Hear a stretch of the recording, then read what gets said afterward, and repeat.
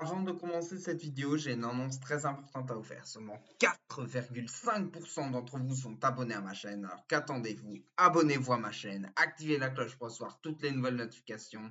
Cela ne vous prendra qu'une seule seconde et cela m'aiderait vraiment beaucoup. Sur ce, bon visionnage.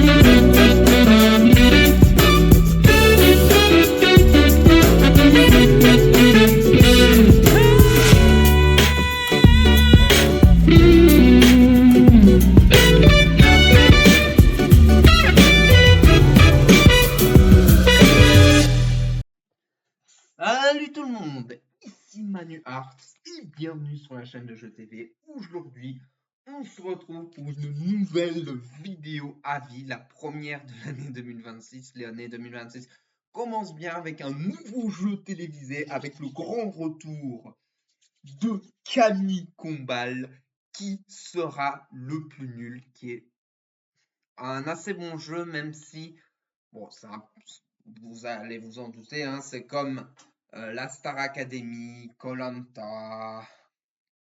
nouveau jeu de Laurent Luyat dont je n'ai pas parlé parce que je trouve que ce n'est pas assez intéressant, hein, c'est juste un koh made in France Télévisions dans un décor de montagne.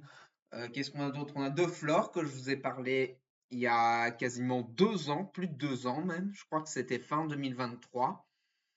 Donc il y a Star Academy, The Voice, koh le nouveau jeu de Laurent Luyat, l'anneau. Et il y a aussi, si je ne me trompe pas, donc Star Academy, The Voice, il y a The Voice Kids, koh l'anneau, et là maintenant qui sera le plus nul, et The Flore qui font partie des 7 jeux qui se dégustent avec modération, je trouve. Donc dans qui sera le plus nul, bah, le but du jeu, c'est d'éviter d'être le plus nul. Sauf que là, bon là je vais un peu imager tout ça.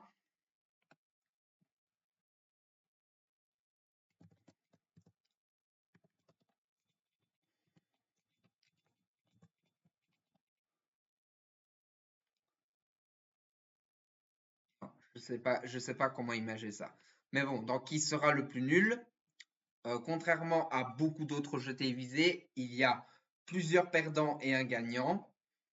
Ben là, c'est un peu l'inverse. Ici, dans qui sera le plus nul, il y aura plusieurs gagnants et un perdant à la fin du troisième prime qui aura lieu le vendredi d'après, c'est-à-dire le 16 janvier. Au bout de la compétition. Donc ça s'appelle la promo 2026, hein, et je suppose que la prochaine saison aura lieu l'année prochaine s'il y a déjà assez d'audience. Et là, je pense que c'est super bien parti, puisque la première émission a quand même attiré 4 millions de téléspectateurs. Alors, mieux que ça, tu meurs. Bon, déjà, il y a les 12 coups de midi dans sa case horaire qui fait des succès, mais phénoménal d'audience, alors que ça ne se mérite même pas. Donc, dans qui sera le plus nul, il y a une épreuve de logique, chacun pour soi, où là, il faut résoudre une épreuve de logique. Il y a un moment dans l'émission, Camille Combal nous donne la solution. Mais ce qui est bien, c'est que dans la toute première épreuve de la toute première émission, la solution des deux cordes qu'il fallait prendre en même temps, en fait, c'était censé, en fait, il fallait mettre une paire de ciseaux dans une corde et ainsi prendre les deux cordes en même temps. Et bien, sauf qu'il y a un des candidats qui a cheaté. En fait, il a pris un ballon de basket, il a jeté le ballon de basket dans la corde et il a pris les deux cordes. Enfin bref, c'était quasiment cheaté.